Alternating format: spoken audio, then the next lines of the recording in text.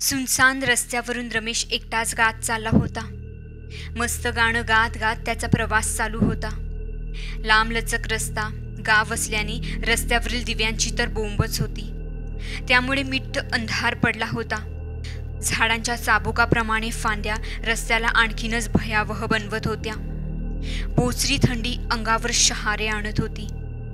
आता मात्र रमेशला गाडी चालवण्याचा फारच कंटाळा आला होता. तसं पाहायला गेलं तर मुख्य गावात जाण्यासाठी 2 रस्ते होते.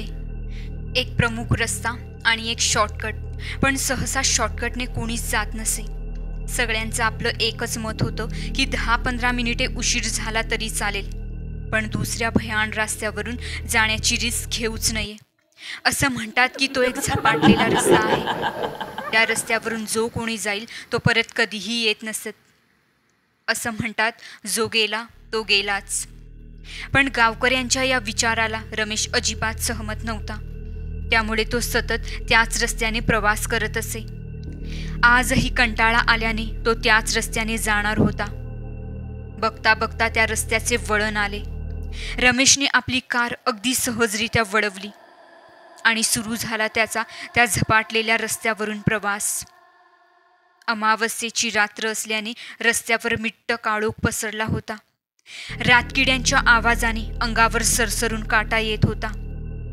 झाडांच्या हलणाऱ्या फांद्या एक वेगळेच गाणे गात होत्या. या भयान रात्री रमेश एकटा रस्त्यावरून चालला होता. गाडीचे हेडलाईट्स चालू होते. त्याच प्रकाशात तो निवांत गाडी चालवत होता. तो पुन्हा गाणे गाऊ लागला. अचानक रमेशच्या गाडीच्या काहीच अंतरावर एक माणूस उभा होता. रमेश विचारात पडला की असे म्हणतात की या रस्त्यावर अनेक माणसे गायब होतात, पण तरीही एवढ्या रात्री हा माणूस इथे काय करत असेल बरं?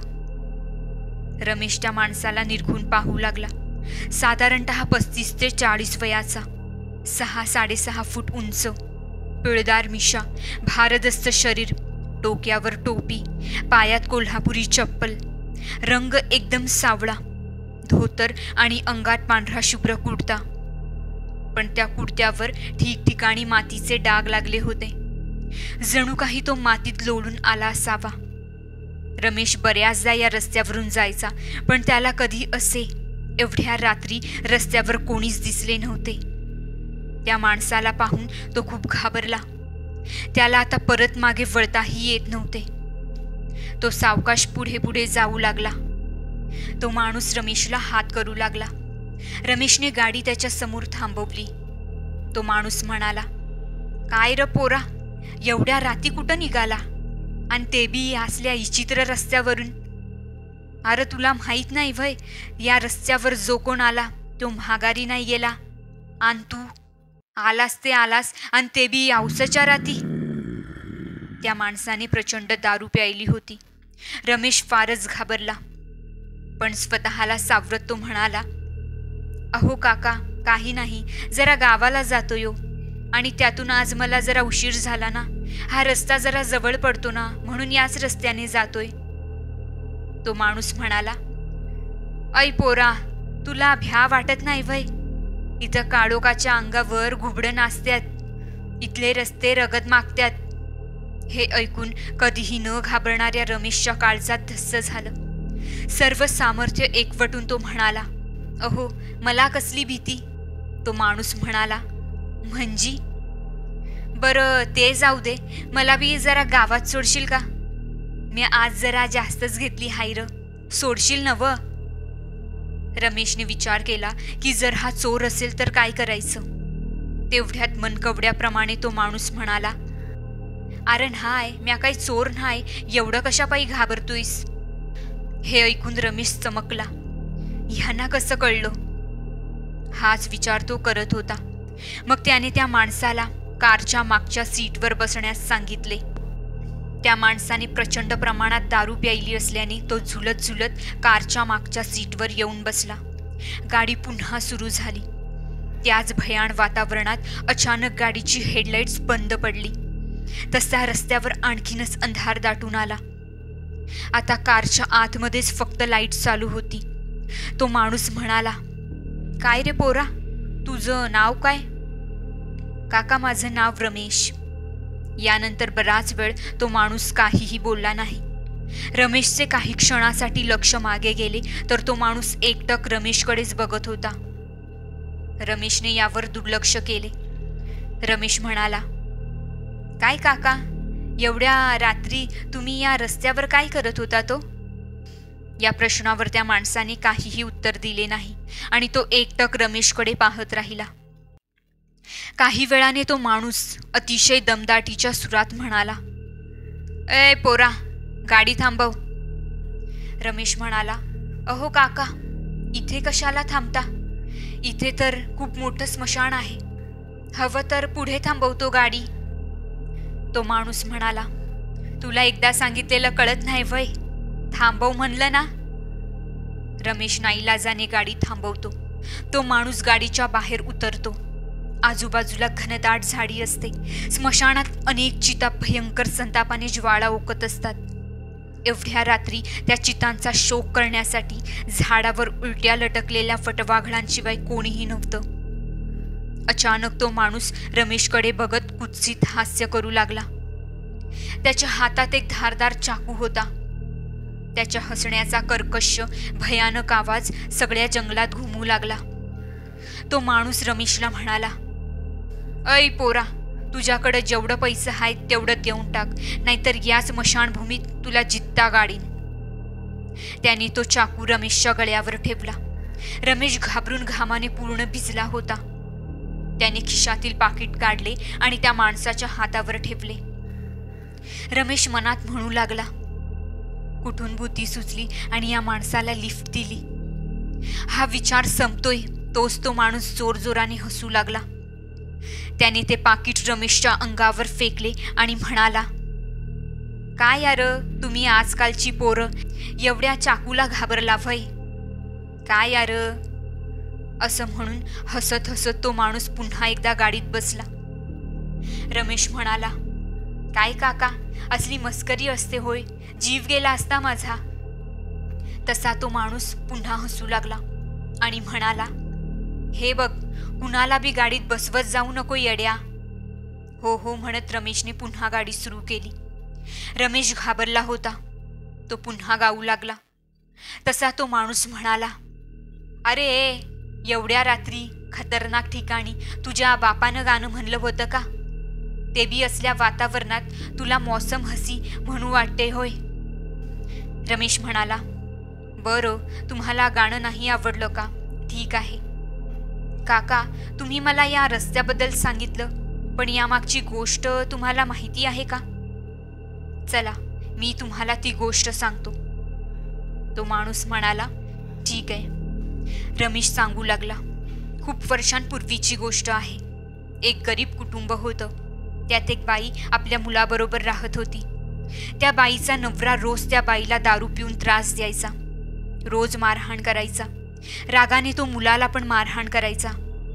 रोज रोजच्या या त्रासाने ती बाई आणि तो मुलगा कंटाळून गेले होते. तो माणूस काही काम करत नसायचा आणि ती बाई पाटलांच्या शेतात राब राबायची. तिला मिळालेला पगार देखील तोच नराधम दारूत उडवून टाकायचा. असेच दिवसामागून दिवस जात होते. एके दिवशी तिच्या नवऱ्याला घरी यायला खूप उशीर झाला होता. मग त्याची बायको वाट पाहून दमून झोपून गेली. साधारण 2 वाजता तो घरी आला. त्याने 2-3 वेळा दार वाजवले, पण त्याची बायको काम करून दमली असल्याने गाढ झोपेत होती. आता मात्र त्याचा राग अनावर झाला. तो अतिशय घाण शिव्या देत दारावर हात मारू लागला. त्या बाईला खडबडून जाग आली. तिने पटकन दार उघडले. घरात आल्या आल्या त्याने तिला खूप बेदम मारहाण करायला सुरुवात केली. हातात जे येईल त्याने तो तिला मारू लागला. त्याने आणखी दारू पिण्यासाठी तिच्याकडे पैसे मागितले. यावरून त्यांच्यात आणखी भांडण झाली आणि शेवटी त्या नराधामाला कुऱ्हाड सापडली आणि त्याने तिला जीवानीशी मारून टाकले. रमेश बोलत होता तेवढ्यात तो माणूस म्हणाला, वा रे बहादर, शाबास. अरे या बायका लई असत्यात. नवरा दमून भागून घरी आला तरी त्यांना अक्कल नाही. त्यांचं आपलं सुरूच. माझी बायको बी तसलीच आहे. ती बी मला दारू प्यायला पैसे देत नाही, म्हणून तर मी तिला रोज मारतो, तरी तिला अजून अक्कल नाही आली. रमेश पुढची गोष्ट सांगू लागला. स्वतःच्या आईला मरताना तो मुलगा बघत होता. तो काहीही करू शकला नाही. त्या माणसाने एक चाकू घेतला आणि स्वतःच्या मुलाच्या गळ्यावरून फिरवला. त्या मुलाला त्याने याच रस्त्यावर फेकले होते आणि असं म्हणतात की त्याचा आत्मा अजूनही इथेच भटकतो. आणि काका, त्या मुलाचे नाव तुम्हाला माहिती आहे का? त्याचं नाव रमेश. आणि आतापर्यंत या रस्त्यावर जेवढे लोक गायब झाले आहेत त्यांना मीच गायब केले. ऐ पोरा, मी तुला भ्या दाखवलं म्हणून लगेच तू मला नाही घाबरवू शकत हा? तुला काय वाटतं म्या घाबरलं वय तुला? अरे म्या एवढी बी नाही घेतली की तू काय बी सांगशील आणि म्या त्याच्यावर विश्वास ठेवल. तो माणूस गाडीच्या खिडकीतून बाहेर बघत बोलत होता. तेवढ्यात त्याची नजर ड्रायव्हरच्या सीटवर गेली. ड्रायव्हरच्या सीटवर कोणीही नव्हते, पण गाडी मात्र चालूच होती. आता मात्र तो माणूस घाबरला. तो माणूस म्हणाला, रम्या, ऐ रम्या. गाडी पूर्णपणे थांबली होती. तो माणूस खिडकीतून बाहेर बघू लागला तर गाडी अजूनही मगाशच्या स्मशानाबाहेरच उभी होती. हे पाहून त्या माणसाची नशा पुरती उतरली होती. अचानक काका अशा कर्कश आवाजामुळे त्या माणसाचे डोके पूर्णतः बधीर झाले आणि त्याच्या शेजारी त्याला रमेश बसलेला दिसला. त्याचा विद्रूप चेहरा प्रचंड भयावह दिसत होता. त्या माणसाचा फक्त जीव जाणंच बाकी होतं. रमेश म्हणाला, काका, ती बाई माझी आई होती. प्रत्येक बाई ही कोणाची तरी आई बहीण असतेच ना. माझ्या बापासारखे आणि तुमच्यासारखे नराधम त्यांना मारून दुसरं लग्न करतात, पण त्यांच्या मुलांचं, त्यांच्या कुटुंबाचं काय? काका, तुम्ही माझा गळा कापणार होता ना? तुम्हाला माहिती आहे का गळा कापल्यानंतर काय होतं? थांबा, मी सांगतो आणि दाखवतो सुद्धा. गळा कापल्यावर त्यावरची त्वचा प्रचंड वेदनेने फाटते. गळ्याच्या नसा तुटतात, रक्ताचे थारोळे उडतात आणि विचार करू शकणार नाही इतक्या वेदना होतात. पाहायचंय का कसं ते? असं म्हणून रमेशने आपला गळा त्याच्यासमोर कापला. ते भयानक दृश्य पाहून त्या माणसाला जागीच हार्ट अटॅक आला. सुहाना सफर और ये मौसम हसी.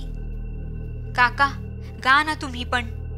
बरं बाबा, मी पण गाणं म्हणतो. तीच गाडी पुन्हा एकदा त्याच रस्त्यावरून चालली होती. तेवढ्यात आणखी एक माणूस फुल दारू पिऊन गाडीला हात करून लिफ्ट मागत होता आणि कोणाला तरी शिव्या हासडत होता. रमेश काकांना म्हणाला, काका, आपली पुढची शिकार. तर मित्रांनो, ही कथा तुम्हाला कशी वाटली आम्हाला कमेंटमध्ये नक्की कळवा. तुमच्या उत्तम प्रतिसादाने कथा सांगायला आणखी उत्साह येतो. लवकरच आपल्यासाठी पुढची नवीन कथा घेऊन येईन. त्यामुळे चॅनलला सबस्क्राईब करायला विसरू नका. धन्यवाद.